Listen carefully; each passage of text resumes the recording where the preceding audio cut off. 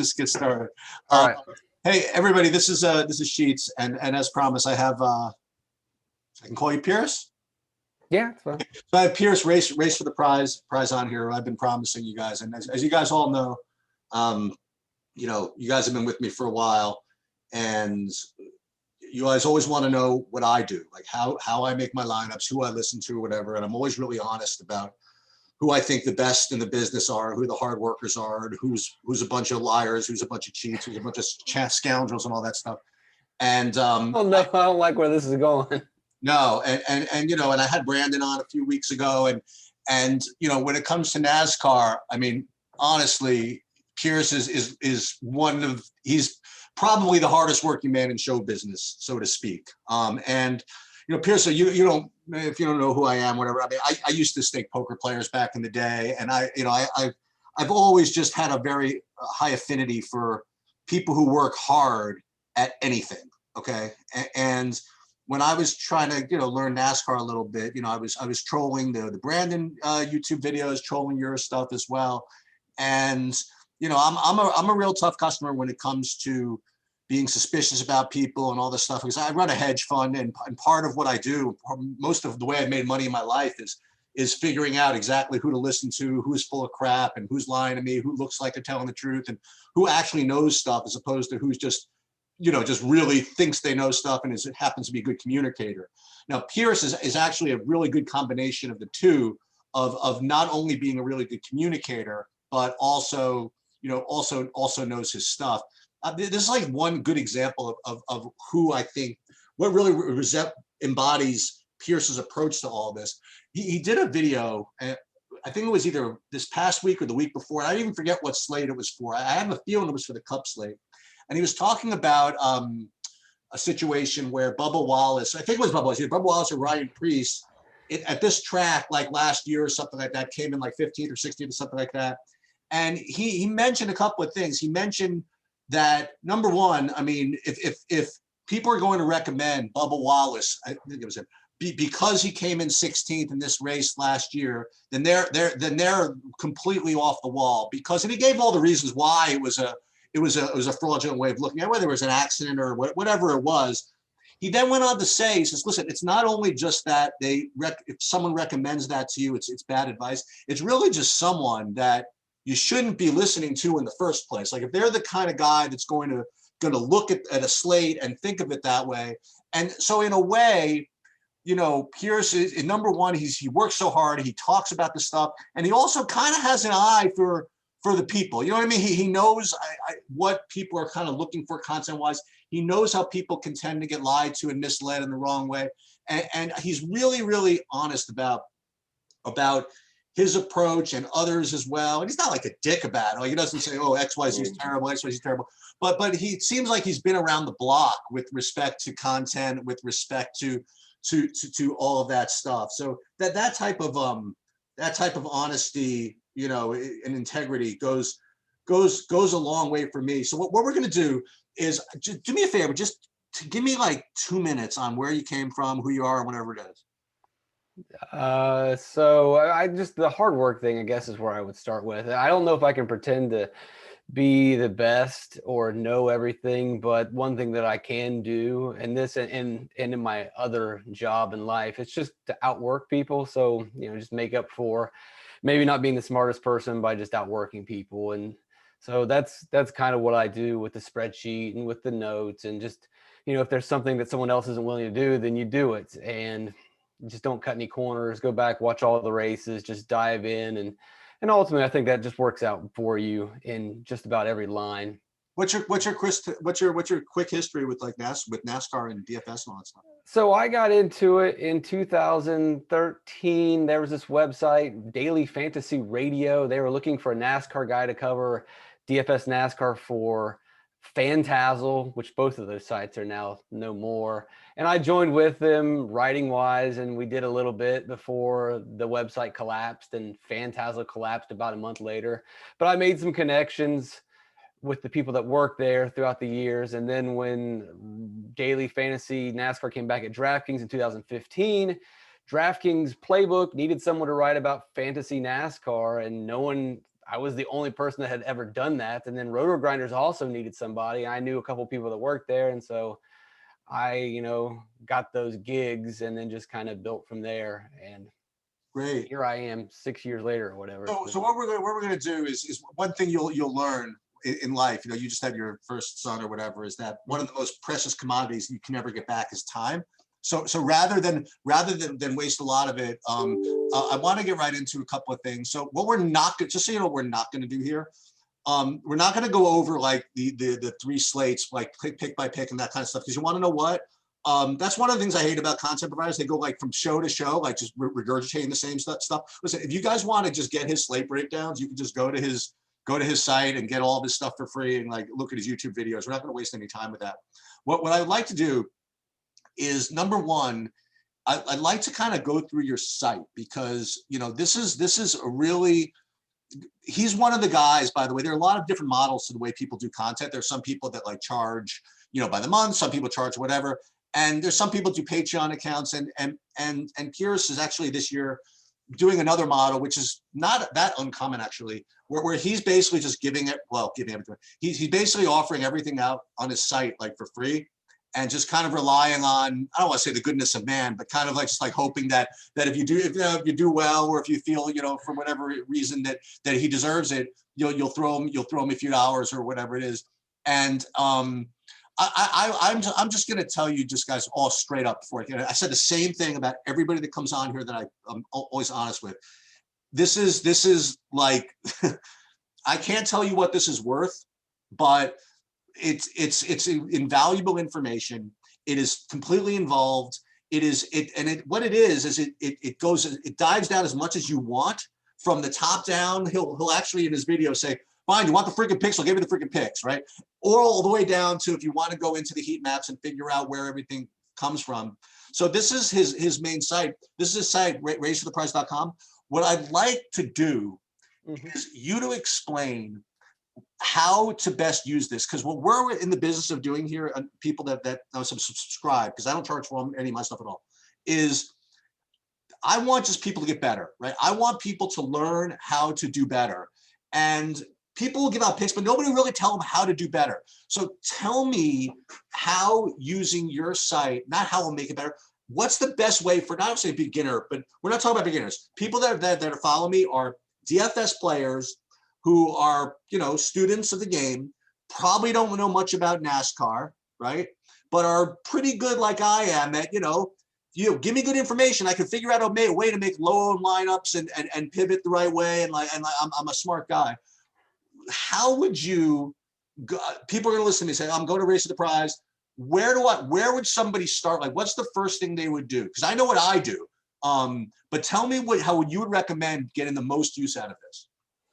So assuming everyone's looked at the spreadsheet, everyone knows the results. So I wouldn't go to the spreadsheet first. Okay. What I would do is go to race notes. So let's say we're going to this Atlanta race. We'll look at race notes from last year's race. And I click on. Okay, right, okay. So this is basically me watching the race over again, knowing the results already, and just making sure I'm picking up on every little thing. Now, as the person reading it, what I'm trying to look for here are things that are not going to show up on the stat sheet that's going to give me an edge over other players, which might explain why someone did poorly or why someone did really well. Because I got to take it from the perspective of most people don't watch the races. They're not going through the race notes. They're just looking at a spreadsheet and they can see, like we talked about earlier, Bubba Wallace finished 16th, and they're going to operate under, all right, well, he's a 16th place driver. Well, maybe in the race notes, we can find something really specific that says he's terrible in this race and I shouldn't play him. He's not going to be able to replicate that 16th place performance. Or I find something in the notes that says, hey, this guy had a loose wheel, and loose wheels require an extra pit stop. That doesn't show up on the stat sheet. And a guy may not completely bomb, but he might finish his 5 spots worse. And the reason is because he was spending time trying to battle back from that loose wheel, which doesn't show up on the stat sheet. It's not going to be in the spreadsheets. It's only going to be visible if you watch the race over, which no one has time to watch those over. Somehow I find a way to do it. But those are just little teeny edges that are really important when we don't have practice. We don't have a lot of data. So we don't have a lot of data and everyone's looking at the same data. So how do you try to find something that's kind of off the radar? Well, let me interrupt you, because this is what I like doing. So So this is what I ask everybody that talks about a different sport, and I ask about basketball, I ask about football, basketball, anything. How much of that, like the race notes, the data sheets, and whatever it is, how much of that is already known by the public, right? What kind of edge is there to doing it that way? Like, I'll give you an example. So like NBA, in basketball, basically everybody has access to the same information. Everybody has the same spreadsheets. There's no possible way that one person can come up with better projections than the rest of the industry. The only way you can get an edge in the NBA is you have to be an elite, lineup construction guru, which, and all, being able to differentiate different types of constructions and place similar players in a different way, or be a real elite ownership fader and knowing how to do that, because literally all the information everybody knows, right? So, and then there are probably other sports where there's just like no information kind of whatsoever. Where does NASCAR, in your opinion, like fit into that grid? Like if you come out and said something like, oh, XYZ is sponsored, or XYZ, some information, like how much edge is there at the bottom line? Like how much edge is there in the raw information, as opposed to just being a really good DFS player? Well, I would like to imagine there's more, but at the end of the day, still NASCAR is really volatile, really random, and so you may think that you have a huge edge sometimes, but it's a weird sport where there's cautions that reset everything constantly. There's wrecks constantly. So, and I would say in other sports, you're going to have a lot more edge. Like if you sit down and were to watch all the NFL games in an entire week, which is nearly impossible, but you get an idea of what kind of coverages work and what type of players are, fit in against each other. There are people that try to reproduce that content, and there are kind of ways in baseball where, like specific hitters can hit specific types of pitches. And a lot of that's known, but it's not known for every single batter and every single pitcher. Pearce, I tell you, I don't even know how to freaking drive a stick. Okay. Like I don't even know how to drive a stick shift car. I couldn't tell you, how many engines there are in the car. I couldn't tell you anything about the pit stalls. I spent 15 minutes with Brandon, like asking him, what do you mean by sponsorship? Like if you get sponsored, does that mean your car is going to go faster this time? But I'm really good at building lineups, regardless of what the underlying thing is. So let's say that there's a guy who wants to win at DFS and wants to win at NASCAR, but doesn't want to get like well into those things. Like I'll put it to you another way. If I just went on there and looked at and watched your videos, for example, okay, and then I also looked at, say, let's look at Xfinity. Like looked at your spreadsheets, for example. Like I mean, can you win just like that? You know what I mean? Like, is it possible to look at your stuff and say, boy, look at this. Here's a spreadsheet. What I'm going to do is I'm going to download the spreadsheet into an optimizer at Roto Grinders or Awesome or whatever, crank the stuff up and just basically lose 6%, which is what I would imagine something would happen if you just use projections or whatever. Well, you can already do that with my sheet. Right. Well, that's one of the things. Like you have the sheet right here, and that's actually one of the things that I do is I use this as a projection source or whatever it is. Yeah. But what I think is really what I love doing, okay, is in his videos, he really talks about lineup building, right? So and you just watch one or two of them. He's like, okay, everybody's going to do this, everybody's going to do that, everybody's going to do this, everybody's going to do that. Now do you play DFS, right? Yeah. All right, and so you play. Like how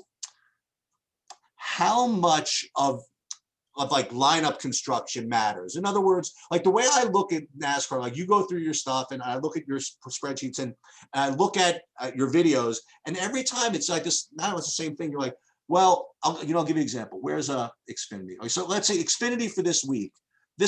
You want to know what the chalk is going to do? I'm going to give you a lifetime of experience, because I am the perfect definition of like not a chalk player, but someone who knows just enough about NASCAR to lose money. You know what I mean? Like I'm just the guy that will just look at a race and say, this is what I think is going to happen. And that, by the way, is pretty much exactly what the chalk is going to do, right? So I'll look at like a race like the Xfinity race, and it's a little different because there's Truex in it, but it's really not. It's the same as Kyle. As far as I'm concerned, it's the same as Kyle Busch racing in a truck race, right? Yep. So you have Truex, who's like the 18, and I'm just presuming that, and this is me thinking, which means this is really the way everybody who's not brain dead, but who's not an expert thinks, is okay. So Truex is eventually going to kind of take the lead. He has the best car. He's the best driver. He's just going to win. It's just a kind of matter of when and how long. So what I'm going to try to do is I want to figure out who is going to get the lead before he takes over the race. So what I'm going to do is say, oh, who do I know here? Cindric always seems to have a great car, and I'm just going to blast him, right? So I'm going to start with him. Let me just make sure there's nobody in like the 2-hole or something like that. Yeah, Well, the 2-hole won't matter here at this racetrack. The 2-hole can't get started. I don't even know that. Right? Yeah, Atlanta has a really bad top groove, but even if you don't know that, the driver starting second is not a good driver. Right. Okay, so we'll take Cindric, and then we'll take Truex, and then what I'll do is I'll say, okay, we'll start with that, and then I'm going to try to find guys I've heard of that are coming from the back, like, oh, Noah Gragson, I've heard of him. He has a really good car, and he's got the 30-hole. And then what I'll do is I'll look and I'll see who everybody else likes. Like, I'll look at your stuff, I'll look at Roto Grinders, I'll look at Awesome, I'll look at whatever. And whoever pops is like the good value is going to basically fill out the rest of my lineups, right? So what I like to do is, and this, when I first started DFS, I did this. I said, okay, this is what I think. Now, how do I fade myself? You know, like what? And so a question is this, like, and I asked this of everybody. I asked Brandon too. I didn't get quite the answer I wanted. What type of chalk, all right, let's start with that, in NASCAR is the unfadeable kind versus the fadeable kind, right? Like, so like if, you know, it's the best way to describe this. Is it easier to pivot off of the place differential guy who's like basically a lock, or is it easier to pivot off the guy who's sitting on the pole who's going to lead a bunch of laps? Or is it just depend? Well, I don't know if easier is the word I want, but so if we're pivoting away, the public will pivot away from the place differential, but probably to another place differential. Right. The public tends to be scared when it comes to predicting who's going to lead the most laps or who is going to run the most, because it's easy to say, like you said with Truex, he's going to get to the front. Now, you didn't say he's going to lead 30, 50, 60, 70 laps, because that's where a lot of things have to happen. Not a lot has to happen. We've seen countless examples of drivers driving to the front, but the guys that lead laps can often surprise. And once someone gets the lead, it's not really easy to pass. So, and the public's been burned enough by this. I mean, every year, it's not like this is since the beginning of DFS NASCAR. I mean, you go back to a couple weeks ago, Austin Cindric's leading the laps and then he blows a tire. It happens routinely. Martin Truex Jr. led the most laps at Phoenix. He'd led 40 laps in the last decade. So the public knows that. The public doesn't really want to mess around with those hard decisions. And so that's, if you really want to be different, that's where you have to mix it up. Like if you played Martin Truex Jr. last week with a bad lineup, you still made a lot of money because you were daring enough to really pivot to another dicey play. Last week, it wasn't last week, I think it was 2 weeks ago. You were talking about the Cup Series and the Cup Series race, and you were really in my world when you were talking about the way you were building lineups, because I really do believe, especially in a lot of other sports, that there are two ways to differentiate or to pivot or whatever. Number one is, well, several. One is to pivot the exact same price of a different driver, okay? Another is to pivot with the same type of driver, like price differential versus place differential, or hog versus hog, okay? But what's really, really neat in other sports, and I love the way you thought about this in NASCAR, was to pivot construction. You know what I mean? Like there was everybody that was going to either go, one or two dominators, bunch of people from the back, and you were recommending that like a bunch of guys like from like that 10 to 20, I forget what it was, but it was a different type of construction. So it wasn't as if you were taking like, say bad plays or like weak plays. It was just organizing the plays in kind of a different way. Is that something that comes up a lot, or just was specific for last week, or is that something you do? Is that something that people should do? It's really when I feel like it can work. Okay. Because I don't want to just be cute to be cute. And if everybody's talking about something, then just do something different. Because sometimes people were right. But if I see people that I believe in, well, so first of all, if people love all the people in the back, then you really want to examine the front because, hey, maybe there can be an edge here because everyone's just going to take the easy way out. But you got to find something. And if you start exploring the guys up front, you're like, oh, wait a second. These guys are good. People just aren't doing their homework. They're not diving into this. They're scared of this. They're taking the safe route. And by taking the safe route, like early in the week, and you'll see this with content providers, they then drum this up and they just keep pushing this safe play. And by the time the weekend comes, everyone's just already locked in and no one's thought for a second, like, hey, wait a second. What if this is wrong? Did anyone take some time to look at the drivers starting inside the top 10? And just these things get overlooked. But there has to be something that works, and it worked that week. So it's always worth diving into it, even if you don't find anything in the end. You got to try to do it every week. So there's usually only 30, 35, drivers or whatever it is. How much of, and again, these are just, I just want to just throw stuff out there that were always on my head. How many, I was about to say how many drivers just like have no chance, but I'm going to put it to you another way. I want you to think about your average GPP, the $8 or whatever it is. And I want you to think about the dead money lineups, okay? Just kind of you can envision them all put over here. These are the lineups that literally just are dead money. What I want to know is, do the dead money lineups, in your opinion, come more from people who overplay shitty chalk, or for people who play just guys that have no chance? That's a really good question. Yeah, and just everybody knows I didn't say any. I probably should have given you that one ahead of time. I never really do ahead of time because I think it's an interesting question. Well, go ahead. I wouldn't say that they're completely bad plays, but they're just. It's like when I think of they're not really bad. They're just not good plays. It's probably a combination of the vote. I don't want to. Let me give you more. Let's see. Think about it this way. I'll give you another kind of example. Like in poker, I don't know if you ever play. You're a poker player at all? So no, I'm not. You're better off. So in poker, there are two ways to lose a lot of money, and you could see where I'm going with DFS too. There are two ways to lose a lot of money in poker. Number one is you could be just hyper aggressive and just bluff all the time and call all the time and just play way too many cards, and you could lose a lot of money that way. There's another way you could lose money, which is a little more torturous, but granted, it certainly will lose the same amount of money over time, and that's by playing way too tight, all right, and just never playing hands, only playing when you have the nuts. And I back people, hundreds of players in poker, had millions of dollars going back and forth, and I've seen many different ways for people to win and lose hundreds of thousands of dollars, and you could choose to die by fire or by ice, right? And in poker, you could play way too aggressive and lose, or you could be way too tight and lose.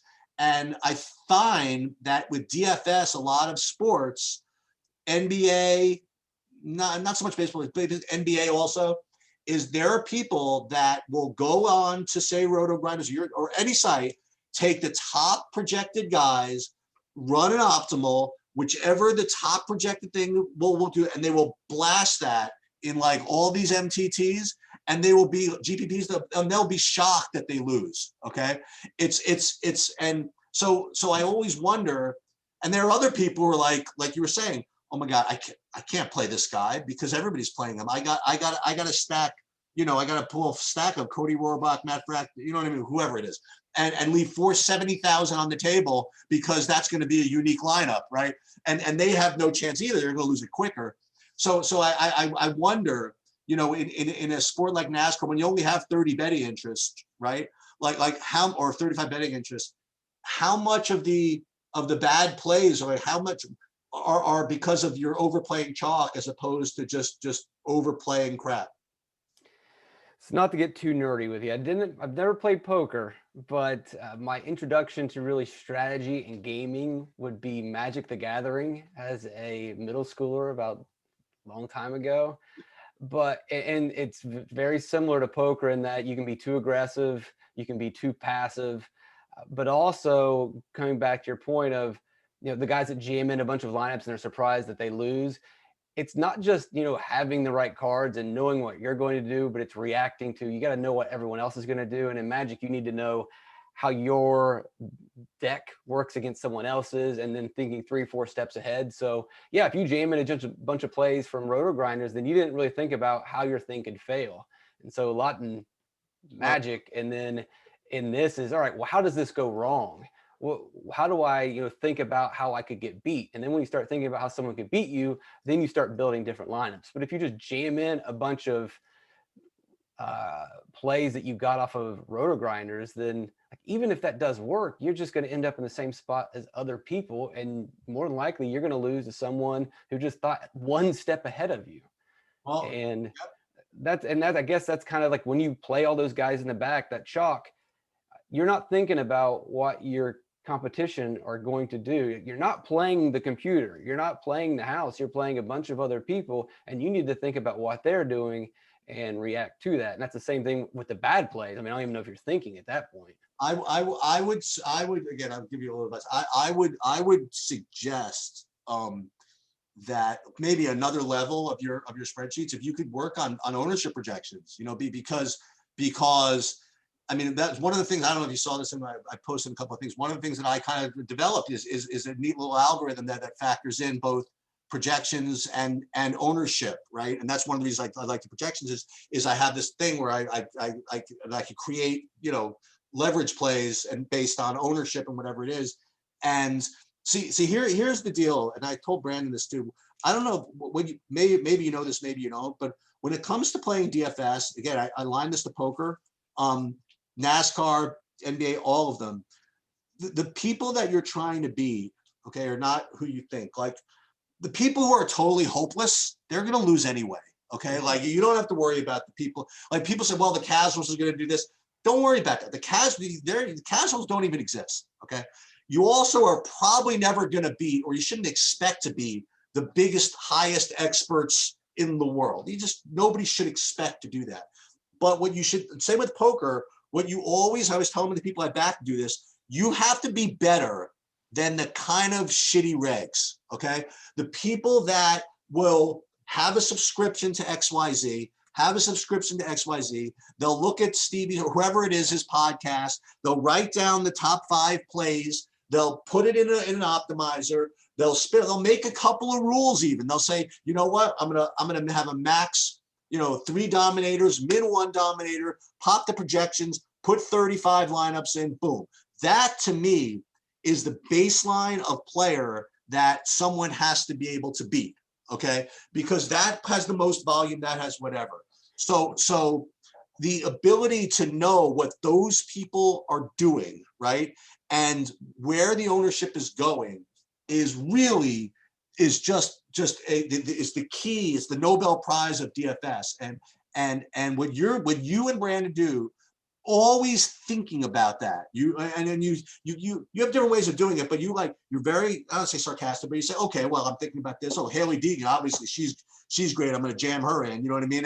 And I'm playing the optimizers. And one of the things that I used to do is the first thing I would do is when the salaries came out for any sport, I would put I would download the projections from wherever, put them in the optimizer, boom.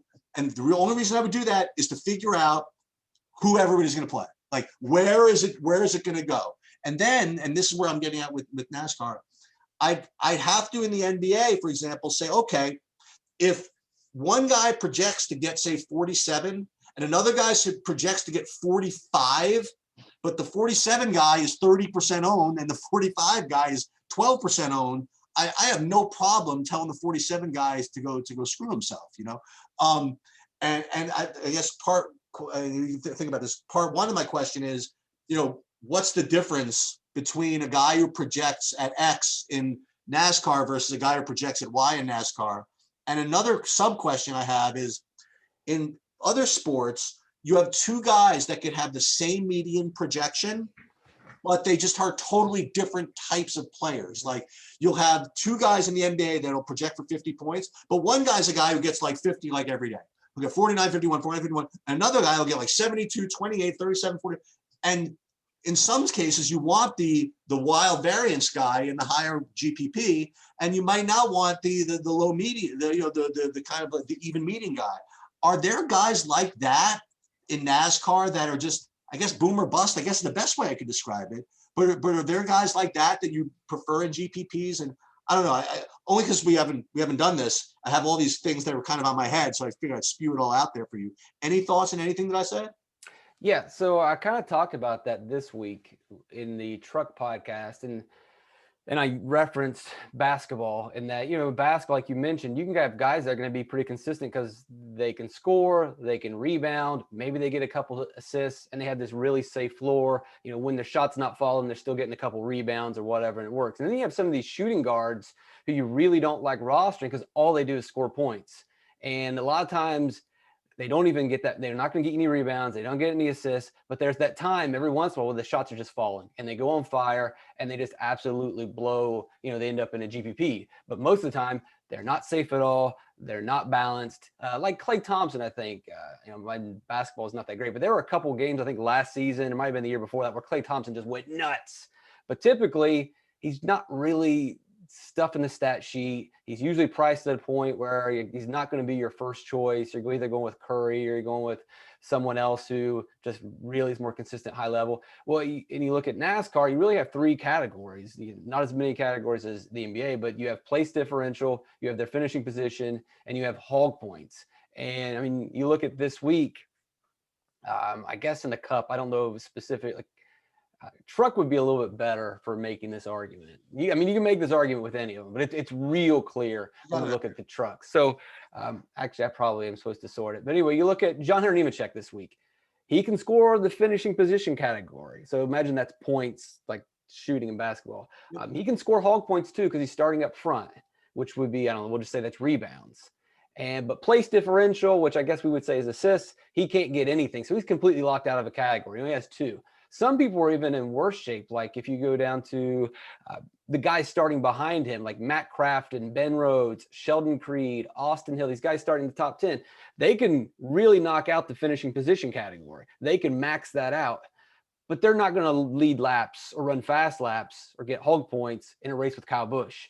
And mathematically, they can't score any place differential points really because they're starting near the front. So they really only got one category. So they kind of fit that shooting guard mold where they really can't score any points, but they could win. And if they win, maybe they squeeze in and they have that huge day. And no one's going to want to play those guys this week. No one's going to play Matt Crafton in a race with Kyle Busch after John Hunter Nemechek just looked really awesome.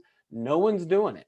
No one's going to play any of those guys starting in the top 10. So, and that's something that you can, most people, like, finishing position, place differential, those alerts and red flags and alarms are going off in their head, and they just naturally want to play those guys. They also want to play guys that are naturally going to lead a bunch of laps. They're drawn to them, and it's almost like they see a spider or a snake, some sort of evolutionary bias to these guys starting up in the top 10, like Austin Hill this week. Really expensive. How could he possibly be optimal? Well, if Kyle Busch gets hit with a speeding penalty, well, then there you go. Austin has a really good chance of leading some laps. Yeah. So you have the spreadsheets out. You have the videos. You do have an optimizer on here somewhere, don't you? Yeah, it's in the spreadsheet on the optimizer tab. You got to do the add-on, but you can also download it to Microsoft Office. It's in the optimizer tab if you've added the OpenSolver add-on, but OpenSolver and Google, I don't know what the relationship is right there, but you can download it. And then there's also more to the point. There's videos on how to use this somewhere, right? Yeah, and DFS tools.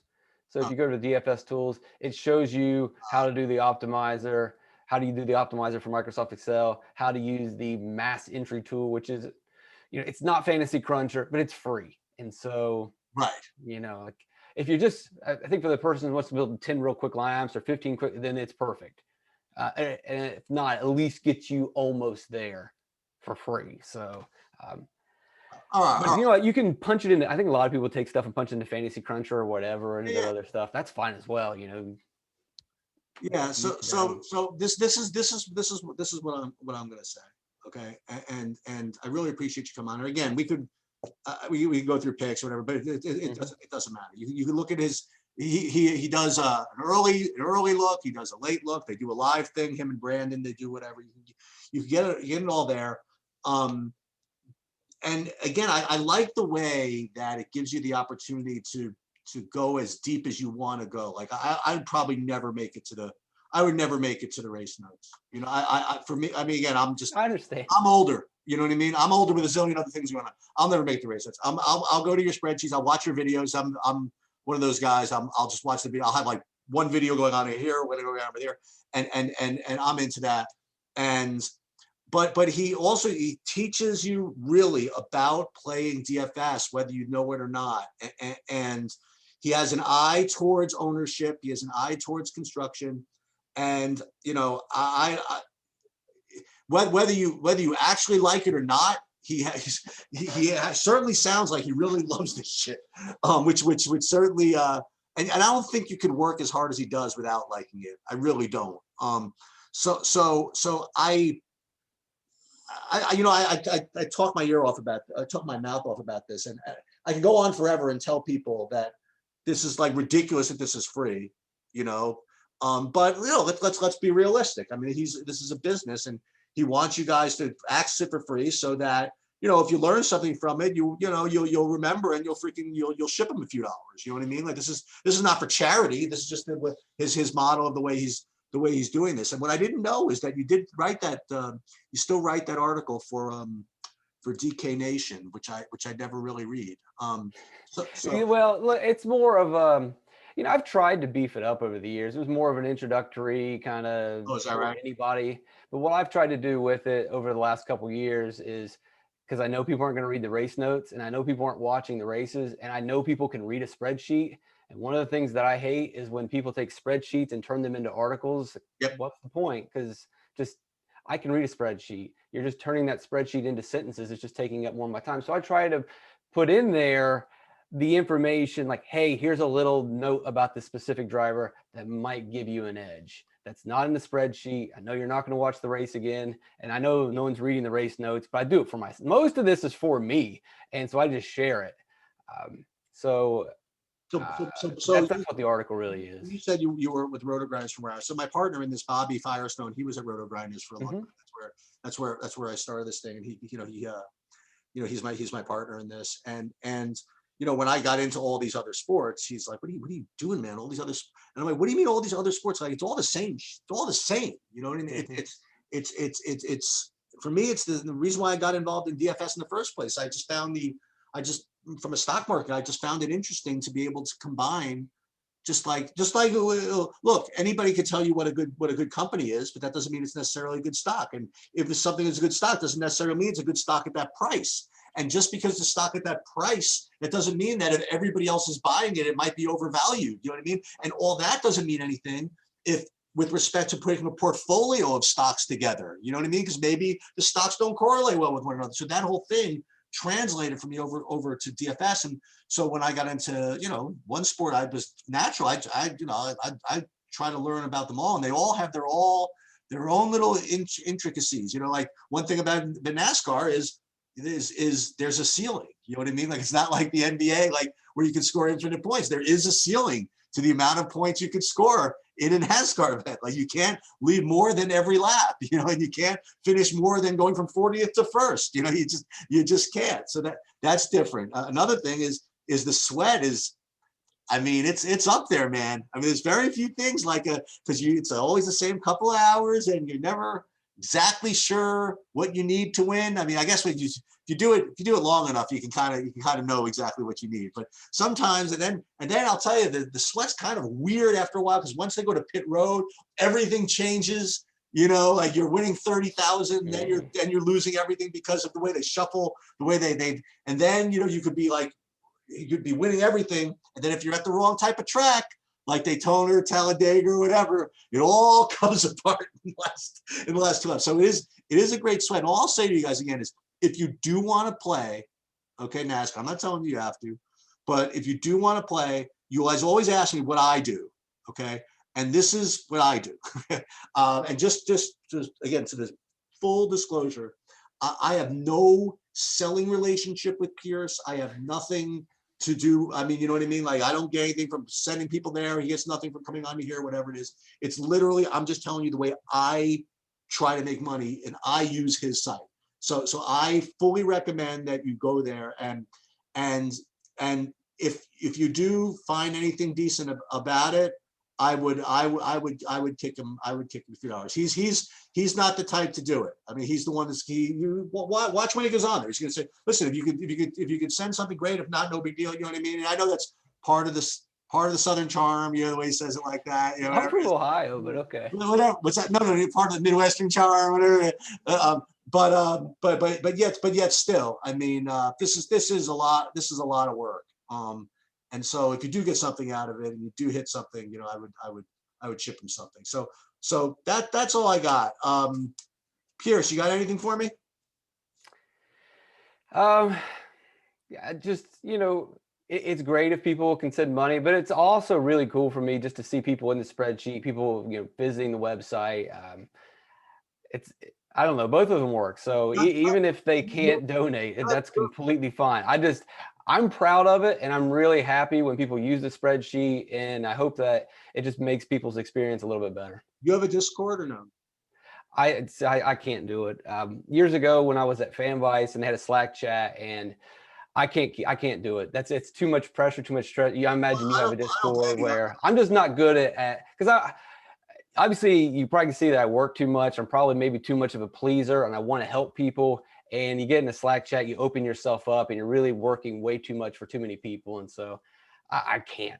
I don't blame you. I just wanted to make sure I wasn't missing anything I was supposed to tell people about. Yeah.